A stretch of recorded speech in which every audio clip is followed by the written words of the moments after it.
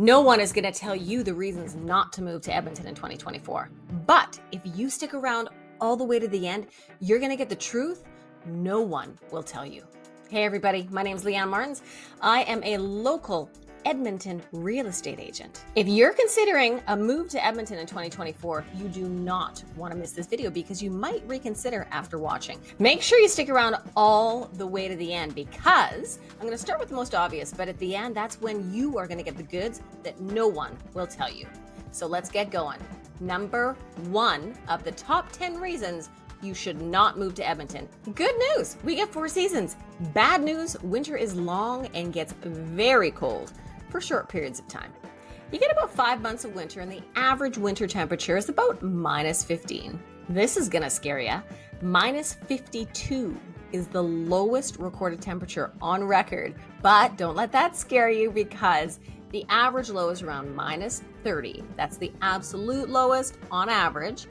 And that lasts for around 24 days total throughout the year. So the coldest months you're typically going to get those super cold snaps below 30 is in January. And typically it's going to be like 7 to 10 days in there. You might get a couple days in December. So it's more of a cumulative 24. I've never experienced a sequential 24 days in a row of -30. Spring is April to June. Summer, late June to early September. Fall is October, and then you've got your winter months of November all the way to mid-March. Summer's highest record is 37 degrees, but the average temperature is about 27 throughout the summer months. Above 30 temperatures can be expected on average 4 to 5 days at a time throughout the summer, but it's really important to note that over the last few years, there's been larger high temperatures and for longer durations and for a greater frequency. There is significantly more extreme weather due to global warming, and it's really important to note that Alberta is the province adjacent to British Columbia, which is notorious for its wildfire season. From 2020, BC's wildfires have tripled in occurrence. And as a result, we are getting more smoke and air quality warnings like our friends in BC are used to. Wildfire occurrences are increasing all over, not just British Columbia, but Alberta as well. As I speak to you and record this, which is July 28th, 2024, the Jasper fires are currently underway. There has been a mass evacuation to all of our friends, sending them the best love, safety, and support. And 30% of Jasper, which is a provincial park and essentially a treasure for our province, has burned. Currently, right now, there are 372 active wildfires in the province of British Columbia, and in Alberta, there's 131. So these are the days that we live in now. Click below for the 2 most relevant and accurate references for the current state, whatever time you are watching this video, for the British Columbia wildfires. There'll be a live active provincial update posted by the province. And as well, there's a secondary link for the province of Alberta. Number 2 worst reason to live in Edmonton, Alberta is construction and potholes. Why are these such a pain in the ass? Well, they create road closures, directional reroutes, time delays, and an abundance of frustration. Why do they happen, you might be thinking? Well, our long, drawn-out winters create a lot of coldness in our earth, of course, and any kind of water that is in the ground expands as it freezes, and then it pushes up on the asphalts and against foundations and causes cracking, which of course creates what feels like, in the summer months, the ongoing repair, road work, and maintenance. Now that's number 1. Number 2 is large capital improvements to our road system and the LRT that's currently being built.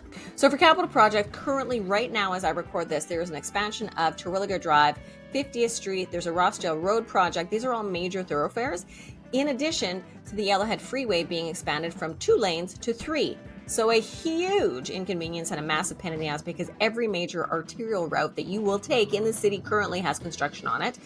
Plus, there is the LRT expansion. Now, short-term pain for long-term gain, because as we have this increased amount of relocations and our current population increasing, we are going to need the expansion of the Yellowhead Freeway. We're going to need the expansion of Terwilliger Drive, and we're going to need a really solid LRT system. So I'm going to say short-term pain for a long-term gain of a modern, efficient, and easy to commute in city. It's just going to be a ways in the future before it's done. So the LRT project is going to be done in 2028. Click below for all the city resources that you are going to need to be able to find out what exactly is happening right now as you watch. So there is Building Edmonton, which is going to show you any kind of current construction that is happening at the time that you watch this. In addition to the LRT, click below. And in addition, there's a link for transport disruptions, which is just going to give you a bit of a heads up if you guys are coming to what to avoid to kind of avoid some of that frustration. Number 3, crime. A recent study was published that compared Edmonton to all major Canadian cities, and Edmonton came out to be the 10th most dangerous city in Canada to live in. Thunder Bay, Sudbury, Kelowna, Abbotsford, Winnipeg, Moncton, Saskatoon, Regina, and Lethbridge all came out above Edmonton as more dangerous places to live. The current crime rate in July of 2024 is down 7.2%, which is great, but the overall incidence of violent crime has gone up 4.6%. For every violent crime you have in the city of Edmonton, you're probably going to have several nuisance crimes, which the EPS, which is the Edmonton Police Service, considers things like theft, vandalism, break-ins. Things that are irritating and cost money, but don't have a real impact to the day-to-day quality of life and safety of the average Edmonton citizen. You can't report on crime and not mention the city's homelessness problem. It is multifactorial, and it is a lack of housing, it's a lack of social supports, it's a lack of social programs that get at the root of the problem, which in many cases is trauma. And also the rising inflation. So there are crimes that surround this population, and this population tends to be downtown, which is what you will see in the heat map. If you have a look, I've got it linked below. The heat map is a crime map, which will show you the types of crimes, where they're located, and give you an idea of what is happening in Edmonton. The great news about this is there is definite political will to find a solution. There's 4 levels of government have just met in Edmonton last month to look at the root cause of homelessness and look at what more can be done to support this population better moving forward. Number 4, coming in hot. Photo radar, my friends. So guess what? Now is the time to come. It actually isn't a negative to avoid Edmonton. It would have been 12 months ago. So if you've been waiting on the fence, good job, because you may win as a result. There is currently a photo radar ban and safety review in effect from December 1st of 2023 last year until December 21st, 2024. So it's July right now. We got 6 months left. The highway that it is in effect on is the Anthony Henday. And the reason that is there has been longstanding critics that have stated that photo radar has been used for much more as a revenue generator for the Edmonton Police Service than as a safety tool for the public. For example, in what's called fishing hole, $800,000 of revenue was generated in a 12-month period. That is one of 22 reported. So you can imagine the volume of revenue that has been collected from these fishing holes. So a fishing hole is basically where there is a change and transition of speed. So then it's expected that it's going to be very easy basically to ticket people. In addition, there was something called double dipping, and double dipping was issuing more than one ticket at that time. So at the end of this upcoming review in the next 6 months, they are going to have a look at the efficacy of the locations of where these photo radars were being deployed, and if they could then redeploy those resources in areas that would have a significant benefit to the public, like playground roads, like school zones, and things of that effect, instead of for economic drivers.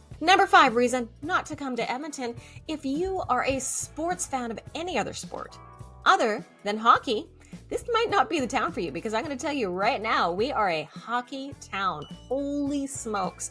So 2024, my friends, we went all the way to the Stanley Cup playoffs. And get this, first off, I am not even a hockey fan, but I got on that bandwagon like no one's business. And it's going to be to another level moving forward because we got so close to winning that Stanley Cup. With a history of 5 Stanley Cup wins and having players like Wayne Gretzky, Mark Messier, Connor McDavid, and so many more in our city playing for our team, it ends up being what it is today, which is a hockey town. We do have other smaller teams, and we also have junior teams for most major sports, but they just don't get the same amount of media or interest. So we also have the Edmonton Elks, which the stadium has been rebuilt, houses. In addition, we also have the Edmonton Stingers, which is our basketball team. For soccer, we've got FC Edmonton, and then we've got our junior teams as well. So we've got the Oil Kings for hockey, we've got the Huskies for football, and then we also have the Edmonton Prospects and the River Hawks for baseball. All right, number 6 reason not to move to Edmonton, and this one's legit. Number 6, truck balls. Yeah, I said it, truck balls. I don't know if you guys have seen this. I hope to God that you haven't. And I hope for your eyes and your children's, they won't. These are bull balls. And yes, indeed, they are here. Now, I don't want to scare you too much because it's not like you see them every time you drive in traffic. But in a period of time, you will see a few hanging around. So these are bull ball hitch hangers that you will see in a jacked up, souped up Tonka toy big boy truck. Now, of course, we can all draw our conclusions about who might be driving those trucks. And I do have to say, I have never seen bull balls on the back of a Prius or a Jeep Cherokee or a Toyota, for example. So I don't want you to get the wrong impression. I do believe that maybe the comparison between Calgary as being a white-collar city and Edmonton being a redneck blue-collar city. Now, we have a population right now, 1.568 million people.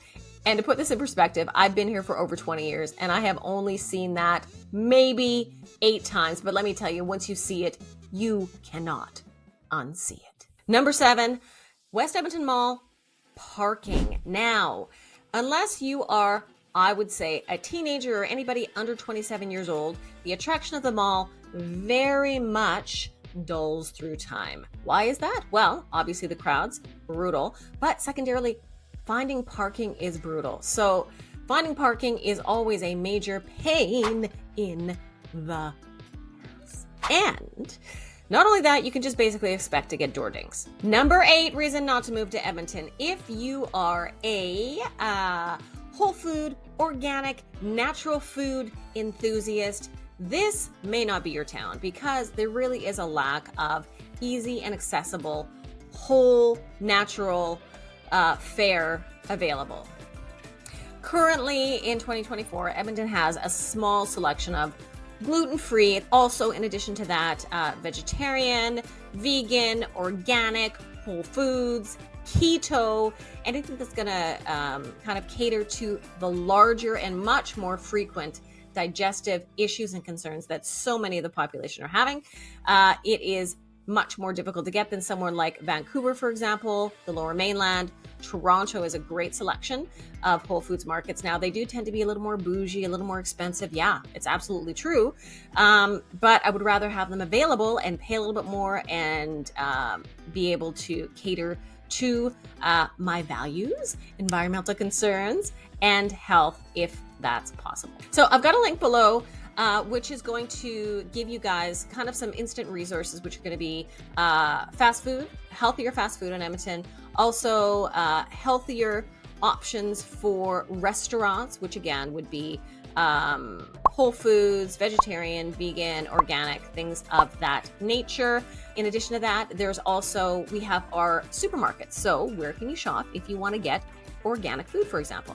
There is an organic box which you can order online. There is the farmers markets. I've got a full list of Edmonton farmers markets below. And shopping local is always more expensive, if at all humanly possible. It supports your local small businesses, which the more we do it, the cheaper those prices will become. And then there is Superstore, which has a really good selection of organic fare. And then there's Blush Lane Organics, which is kind of like the cream of the crop. It's the bougie and it's expensive and it's got all the stuff. Number 9 reason to avoid Edmonton is the walkability and transit. So currently, this is not a very walkable town. And it's not because there is immense amounts of urban sprawl, which is basically anything that's being built outside of the Anthony Henday. And you're going to see the largest amounts of those down kind of southeast, really south central, southwest, and west are the major amount at this time in 2024 in July. Thank you to our very forward-thinking past mayor, Don Iveson, for instituting the LRT expansion, which we currently have right now, which I mentioned earlier contributes to a lot of frustration as you're driving. It really will support anybody living in those areas that I mentioned before, because it connects the South LRT route and the West LRT route, connect all of those larger areas with all of that significant housing development. So people who don't have cars, who may be going to university or working downtown, have easy and quicker access without having to purchase a car. It's also worthwhile mentioning a community like Griesbach, for example. So Griesbach is a relatively new community. And if you click this video right here, it'll tell you all about it. And it was designed with walkability in mind. It was designed for an easy urban experience where you don't necessarily have to hop on a bus, hop on an LRT, or get in your car to get your groceries, for example, to go for a walk, to have a bike ride, to go to the dentist, to go to your daycare. So there are smaller communities like that that are beginning to crop up, which will help solve this walkability concern. And the conclusion of this video, the 10th worst reason to move to Edmonton is downtown parking. It is shitty. It sucks, man. It is super hard to find. It is super expensive. If you're working downtown, which fewer and fewer people are since COVID, it is extremely expensive. It's very limited. And it tends to be a challenge. The average monthly cost for downtown parking for common services like InPark or even the City of Edmonton, it's anywhere from $4.50 to $6 an hour. Or if you're going to be doing monthly, it's $250 all the way to $350 and sometimes even more than that a month. So here is a solution for you. Zipstall, it actually is an Edmonton startup. I would highly recommend it. It is a downloadable app. It is free to use. And if you're going downtown for a hockey game, for example, you're going to park at Rogers Place and you need to find somewhere to park, instead of not knowing how long you're going to be there, paying for time that you don't need, going to the closest place to Rogers only to find every single one of those parkades or outdoor parking lots are full, you can just click on Zipstall. It's going to show you the closest, cheapest, and free, if possible, place to park. So that concludes this video. Thank you so much for sticking around for this video for the top 10 reasons why you shouldn't move to Edmonton. If you've made it all the way through, you're my kind of people. I hope that this information has supported you, helped you, you've learned more, and it's helped you make a more informed decision. So if you might be still, after all this, considering a relocation to Edmonton, make sure you reach out to me and my team. We take the stress out and we make it easy. If you have not subscribed, why not do that right now so that I can keep making great videos for you guys? And I really want to know what you want to know more of, because then I can produce it for you. So put it below and tell me, and then I will make that for you. So I will see you in the next video. Keep on watching, and thanks for sticking around.